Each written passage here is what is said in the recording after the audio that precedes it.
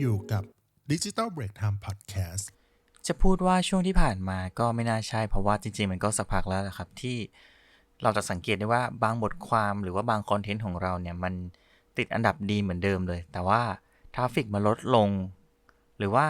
หลายคีย์เวิร์ดของเราที่เราโฟกัสอยู่เนี่ย impression มันเพิ่มขึ้นนะแต่ว่ายอดคลิกหรือว่าพอมาคิดคำนวณ CTR แล้วเนี่ยมันกลับน้อยลงทั้งที่อันดับมันก็ไม่ได้เปลี่ยนไปเลยใช่ไหมครับตอนแรกหลายคนก็อาจจะคิดว่ามันเป็นปัญหาของเว็บไซต์หรือว่ามันเป็นที่ Google เขาอัปเดตอัลกอริทึมหรือเปล่าแต่ก็ดันไปพบว่ามันมีอีกปัจจัยหนึ่งที่ส่งผลกับพฤติกรรมการค้นหานั่นก็คือ Zero Click Search ครับพูดง่ายๆก็คือคนค้นหาคำตอบแล้วก็จบโดยที่ไม่จำเป็นจะต้องคลิกเข้าเว็บไซต์อีกทีนี้คำถามที่ตามมาก็คือแล้วถ้าคนไม่คลิกเนี่ยเว็บไซต์เราจะอยู่ยังไงล่ะแต่ว่าก่อนที่เราจะกังวลกันไปมากกว่านี้นะเราลองมาทำความเข้าใจก่อนว่า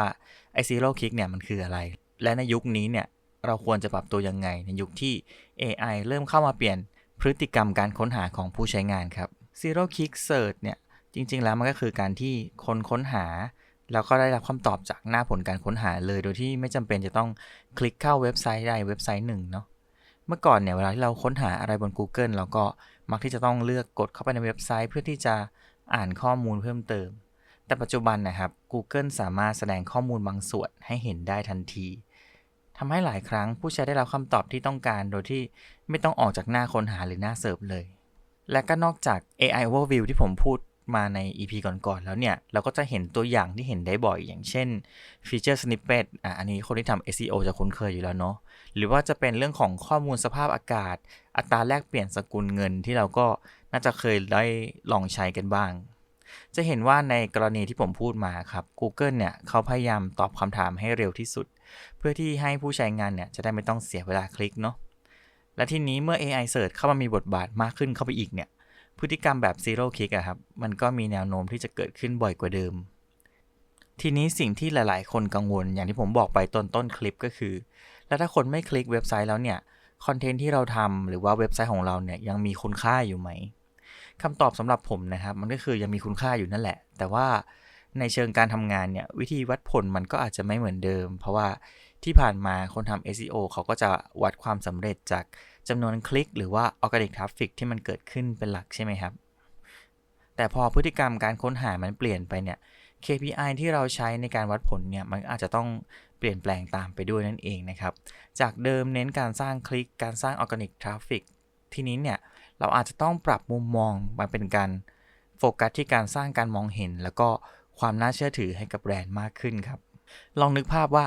ถ้าเกิดผู้ใช้เนี่ยเขาไม่ได้คลิกเข้าเว็บไซต์ของเราโดยตรงแต่ถ้าเกิด AI Overview หรือว่า AI หรือว่า Google เนี่ยเขาเลือกอ้างอิงข้อมูลจากแบรนด์ของเราอยู่บ่อยๆทีนี้คนก็จะเริ่มจดจำชื่อแบรนด์ของเราได้เนาะสุดท้ายแล้วเนี่ยเมื่อคนต้องการข้อมูลเชิงลึกหรือว่าต้องการมาซื้อสินค้าซื้อบริการเนี่ยเขาก็อาจจะกลับมาค้นหาชื่อแบรนด์ของเราโดยตรงได้นั่นเองครับ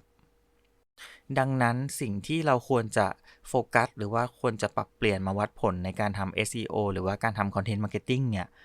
คิดว่าส่วนตัวนะครับคิดว่าอาจจะต้องไปโฟกัสที่เป็นเรื่องของ Brand Visibility มากขึ้นก็คือการปรากฏตัวการมองเห็นของแบรนด์รวมถึงเรื่องของการถูกอ้างอิงในบทความอื่นๆเว็บไซต์อื่นๆรวมถึงอ้างอิงใน AI Search ต่างๆด้วยครับนอกจากนี้ก็จะเป็นเรื่องของการวัดผลจาก Lead หรือว่าจาก Conversion ที่มันเกิดขึ้นจากคอนเทนต์นั้นๆก็จะทำให้เราสามารถวัดผลคอนเทนต์ของเราได้แม่นยำขึ้นแล้วก็มีประสิทธิภาพมากขึ้นครับและทีนี้คนทำคอนเทนต์อย่างเราเนี่ยต้องปรับตัวยังไงบ้างล่ะในยุคของ Zero Click ยุคนี้นะครับอันดับหนึ่งเลยก็คือเราควรที่จะเลิกคิดแต่เรื่องทราฟฟิกเป็นหลักครับไอ้ทราฟฟิกเนี่ยก็ยังเป็นตัวชี้วัดที่สำคัญแหละแต่ทีนี้มันก็ไม่ควรจะเป็นตัวชี้วัดเดียวเนาะลองเปลี่ยนคำถามจากบทความนี้มีคนคลิกกี่คนมีคนดูกี่คนมี impression เท่าไหร่อะไรเงี้ยลองปรับมุมมองแล้วลองคิดว่าคนที่เขาคลิกเข้ามาเนี่ยมีโอกาสกลายเป็นลูกค้าหรือเปล่าเพราะว่าทราฟฟิกที่มีคุณภาพอาจจะมีแค่100อย่างเงี้ยแต่มันอาจจะสร้างยอดขายได้มากกว่าทราฟฟิก10,000 คนที่ไม่ใช่กลุ่มเป้าหมายด้วยซ้ำเนาะเพราะยังไงสุดท้ายแล้วธุรกิจก็มุ่งหวังที่ยอดขายผลกำไรเนาะอย่างที่2ก็คือจะต้องทำคอนเทนต์ที่มันเข้าใจง่ายขึ้นเข้าใจง่ายในที่นี้หมายความว่าทำให้ AI เข้าใจง่ายนะครับเพราะว่าในยุคนี้ในสถานการณ์ตอนนี้เนี่ย AI เนี่ยกลายเป็นตัวกลางในการค้นหาข้อมูล ดังนั้นคอนเทนต์ก็ควรจะถูกออกแบบให้ทั้งคนแล้วก็ AI เข้าใจได้ง่ายขึ้นซึ่งก็เป็นแนวคิดของ AEO ที่ผมเคยเล่าใน EP ก่อนๆนั่นเองนะครับแต่โดยแบบสรุปสั้นๆแนวคิดของ AEO ก็คือการทำคอนเทนต์ให้ตอบคำถามได้ตรงประเด็นใช้ heading จัดลำดับข้อมูลอย่างเป็นระบบมี bullet point ในจุดที่สำคัญแล้วก็ควรจะเพิ่ม FAQ ในสำหรับคำถามที่มันจะถูกถามบ่อยๆสำหรับ Product ของเราแบรนด์ของเราหรือว่าคอนเทนต์ของเรานั่นเองครับอย่างที่3ก็คือเรื่องของการทำคอนเทนต์ที่ทำให้ AI เนี่ยอยากอ้างอิงครับนอกจากจะทำให้ AI เข้าใจง่ายแล้วเนี่ยข้อมูลจากคอนเทนต์ของเราเนี่ยก็ควรที่จะเป็นข้อมูลที่น่าเชื่อถือแล้วก็ควรค่าแก่การที่ AI เนี่ยจะนำมาอ้างอิงมากขึ้นด้วยครับแนวทางง่ายๆก็คืออย่างเช่นการนำประสบการณ์จริงการนำข้อมูลอ้างอิงหรือว่าการนำความเชี่ยวชาญบางอย่างเนี่ยใส่เข้าไปในคอนเทนต์ของเราด้วยนะครับเพราะว่ายิ่งคอนเทนต์มีมุมมองเฉพาะตัวแบบนี้เนี่ยมันก็ยิ่งดูมีคุณค่ามากขึ้นแล้วก็ทำให้ AI เนี่ยอยากจะนำมาอ้างอิงในการนำเสนอให้กับคนเสิร์ชมากขึ้นครับอย่างที่4ก็คือการสร้างตัวตนของแบรนด์ครับเพราะว่าต่อให้คนเนี่ยเขาไม่ได้คลิกเว็บไซต์เราในครั้งแรกที่เสิร์ชเจอนะแต่มันก็ไม่ได้หมายความว่าคอนเทนต์เราเนี่ยมันไม่มีผลหรือว่าไม่ได้ส่งผลอะไรลองนึกภาพว่าถ้าเกิดสมมุติว่าเราค้นหาเรื่องSEO ก็ได้หลายๆครั้งเราก็จะเห็นชื่อแบรนด์บางแบรนด์เนี่ยถูกอ้างอิงอยู่เรื่อยๆเลยสุดท้ายเวลาที่เราต้องการใช้บริการจริงเนี่ยเราก็มักจะจดจำแบรนด์นั้นได้แล้วก็ค้นหาแบรนด์นั้นโดยตรงใช่ไหมนี่แหละมันก็เลยเป็นเหตุผลว่าทำไมเราควรถึงจะสร้างแบรนด์สร้างแบรนด์ awareness สร้างแบรนด์ authority ต่างๆนะครับในยุคที่เป็น zero click แบบนี้อย่างที่5ก็คือการทำคอนเทนต์ให้มันลึกกว่า AI summary ครับสิ่งที่ AI สรุปมาให้เราอะครับมันก็มีเนื้อหาประมาณหนึ่งพอสมควรแล้วก็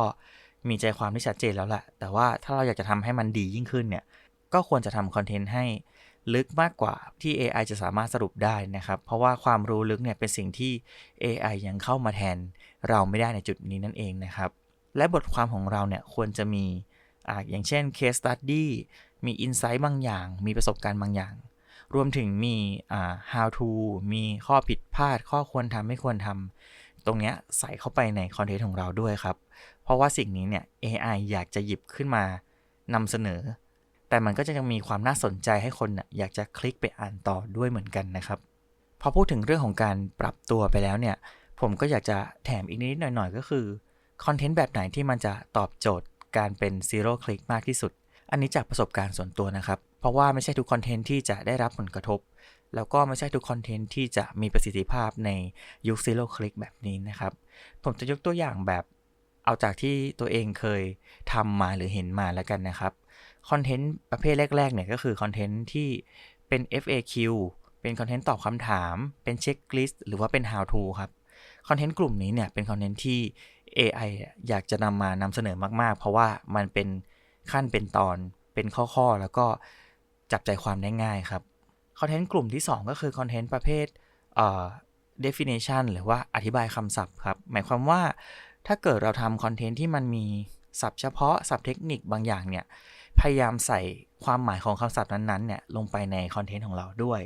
AI เนี่ยก็จะมองว่าตรงนี้น่าหยิบมาใช้น่าหยิบมาอ้างอิงนั่นเองนะครับอีกประเภทต่อมาก็คือคอนเทนต์ประเภทเปรียบเทียบครับเปรียบเทียบระหว่างอย่างเช่นสมมุตินะดอกเบี้ยของธนาคาร1กับธนาคาร2อะไรประมาณนี้ครับมันจะช่วยให้ AI เนี่ยเหมือนแบบว่าไม่ต้องไปคลอหาข้อมูลจากหลายๆแหล่งแต่ว่ามองจากแหล่งใดแหล่งหนึ่งที่น่าเชื่อถือที่สุดแล้วก็นำมาแสดงผลให้ดูนั่นเองครับคอนเทนต์กลุ่มสุดท้ายที่ตอบโจทย์ Zero Click ก็คือคอนเทนต์ประเภท Case Study Research ที่เป็นแบบออริจินอลของเราแล้วก็การเขียนจากประสบการณ์ตรงครับพวกนี้เนี่ยก็จะมีเรื่องของ Fact บวกกับ Opinion แล้วก็บวกกับknow how ที่เรามีอยู่แล้วเป็นแบบเฉพาะตัวนะครับมันก็จะเป็นคอนเทนต์ที่มีความยูนิคสูงมากแล้วก็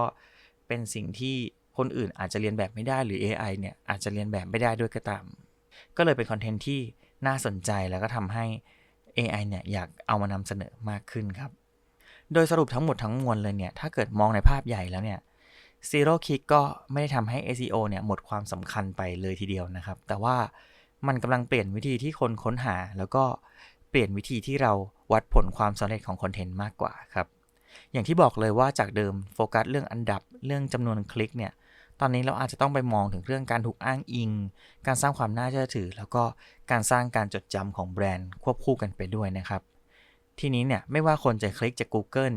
จะค้นหาจากแบรนด์โดยตรงหรือว่าจะเจอผ่าน AI Search ต่างๆเนี่ยไอคอนเทนต์ดีๆที่เราทำไปเนี่ยก็ยังสามารถที่จะสร้างคุณค่าแล้วก็สร้างผลลัพธ์ทางธุรกิจให้กับเราได้นั่นเองนะครับ EP นี้ก็ประมาณนี้ละกันใครมีคำถามเพิ่มเติมหรือว่ามีเรื่องราวอยากจะแชร์เกี่ยวกับ Zero Click เกี่ยวกับ AI Search หรือว่าเกี่ยวกับ SEO เองก็ตามเนี่ยก็มาคอมเมนต์บอกกันได้นะครับก่อนจบ EP ไปก็ฝากกดติดตาม Digital Break Time ทุกช่องทางไว้ด้วยนะครับจะได้ไม่พลาดคอนเทนต์ดีๆแบบนี้นะครับสำหรับวันนี้ก็สวัสดีครับ